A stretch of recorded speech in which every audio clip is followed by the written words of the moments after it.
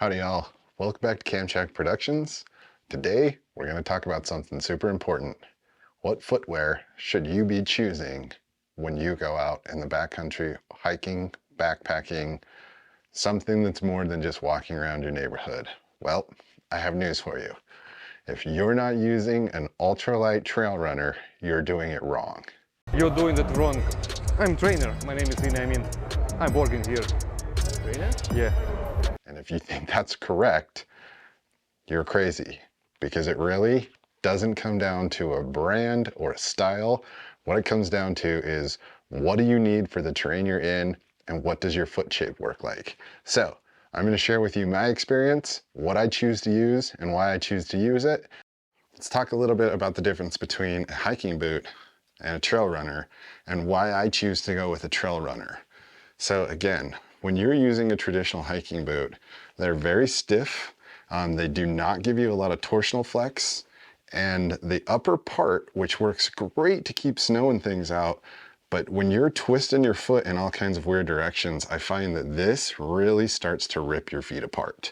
So again, do I think that everybody should go out and get rid of their hiking boots and use a running shoe? No, I do not. Don't we wish they would just die? Yes! Oh, no, we don't. What I think is that if you are comfortable in a pair of hiking boots, you don't have challenges, or say you have an ankle injury or something like that, then I would highly suggest getting a hiking boot. If you are used to wearing these and this is what you're comfortable in, by all means, go out and do it. The only thing I would recommend is that you take the time to get the correct fit, that you work with somebody that knows what they're doing, you find a boot, because again, just because this Merrell is the #1 selling hiking boot does not mean that it's even my favorite. And you know, when it comes to hiking boots, you have so many different choices, from a mountaineering style Gore-Tex boot to something light like this, to again, these half boots, something that's much smaller. So you have just as many choices in your hiking boot as you do in the trail runner, cross trainer, just straight up normal running shoe. So what's really important is that you go out and you find something that's comfortable. Those must be comfortable shoes.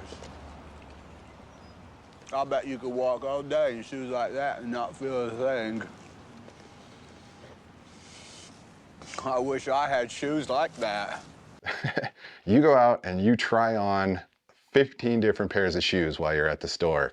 And you know, if you're like me today, I must have apologized for probably 10 minutes while I was just asking them to bring out 5 or 6 different pairs of shoes, because before I purchased this shoe, I went through and I tried on a bunch of competitors that have similar reviews to this, to a traditional straight trail runner that has a narrow toe base.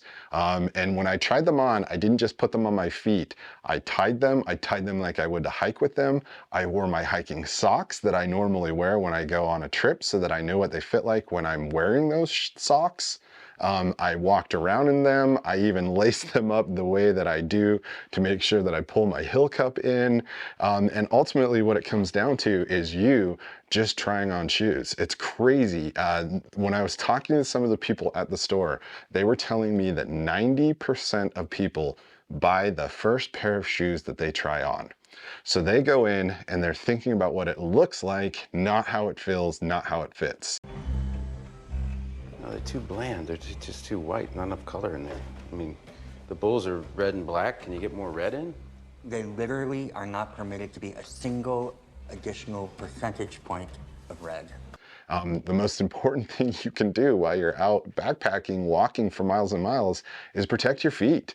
If you have a blister, if you have a sore foot, the one thing that strikes the ground 1,000 times a day, you're gonna be miserable. There is one item of GI gear that can be the difference between a live grunt and a dead grunt. Socks. Cushion sole, OD green. Try and keep your feet dry. When we're out humping, I want you boys to remember to change your socks whenever we stop. Me calling will eat a grunt's feet right off his legs. Once you decide on a shoe that you like, you want to make sure that you get it home. You break it in, you wear it around, you take it on your dog walks for a little while. You make sure that it is comfortable and you make sure you know how it fits before you take a brand new pair of shoes and just go hiking out in the woods. If you do that, you're going to have a miserable time. This was epic. My Kleenex shoes were a huge conversation piece, but man, my dogs are barking.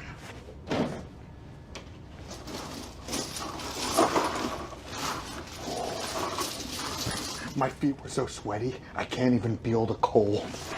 So ultimately it does. It just comes down to taking your time, trying on different things, figuring out if you need a boot that's going to protect you, if you need something that protects you from snakes, if you're going to be in snow, obviously it's a different game, but it really just comes down to you taking the time, getting out there, trying on a bunch of different things, and realizing that some of these things are not going to work for you.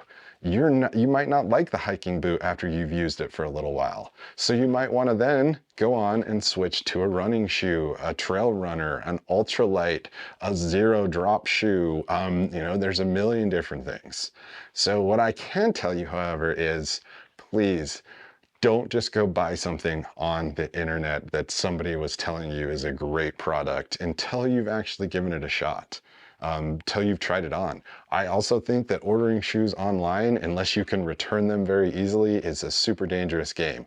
Now, obviously Zappos, whole different game, but if you're gonna go onto Amazon, good luck returning some of those shoes once they get to you, if they don't fit. So I always recommend going in. I went to Shills today, I went to REI, and I will give you a couple little quick bonus tips here in just a second.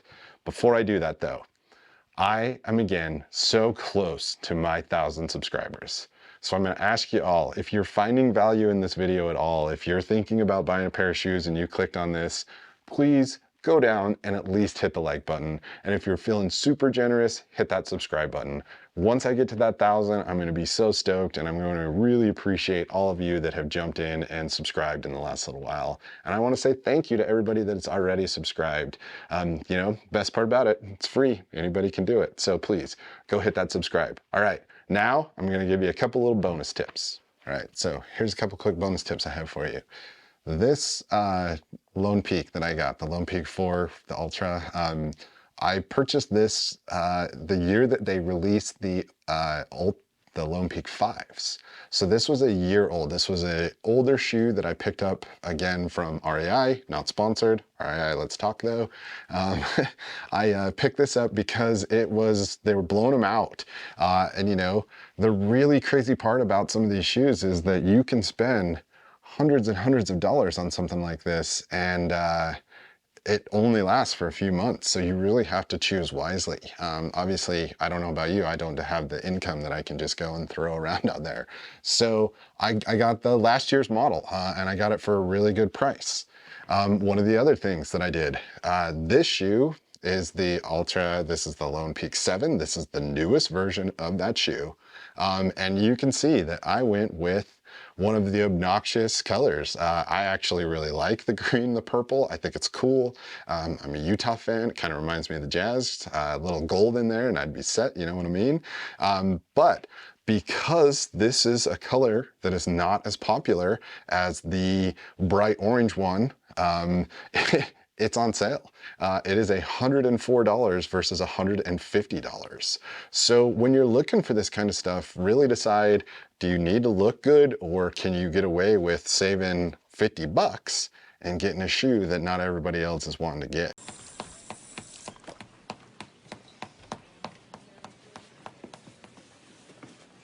Don't stomp your little last season Prada shoes at me, honey. You know, do a little digging around. Ask about backstock, ask about last year's models. Try some things if your budget is going to change how you do things, and pick up one of those shoes, you know, that you can really utilize. But just don't settle, again, with what everybody's buying. Yes! Yes! Yes! Hey, what's going on? We don't lie. Y'all, I hope you got something out of this. I know I'm trying to make some of these gear videos a little less. I have been super busy with my Camp Shack Productions business lately, so I haven't been able to get out. I'm hoping to get a couple backpack trips in here in the next little while. I'm even working to try to get a couple of my buddies to go with me.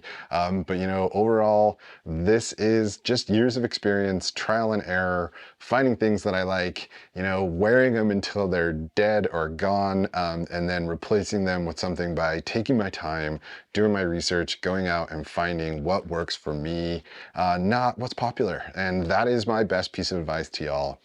Before you go buy a shoe, try it on. Again, think about what it is you're doing, think about what you need, think about why you need it, and then go out and purchase something that's gonna work well for you.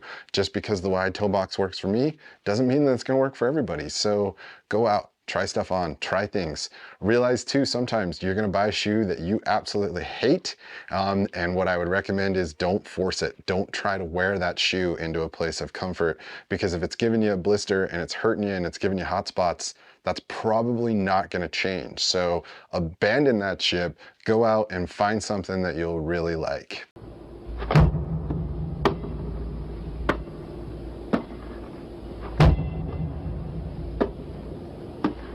On September 15th, Nike created a revolutionary new basketball shoe. On October 18th, the NBA threw them out of the game. Fortunately, the NBA can't stop you from wearing them. Air Jordans from Nike. All right, y'all. I hope you enjoyed this video. I really do think it's fun talking about how cool all this stuff is. And I'm fortunate enough to be able to try all of these things. And I really appreciate you guys joining along. So thanks for watching the video. I hope to see you back next week. Be well, my friends.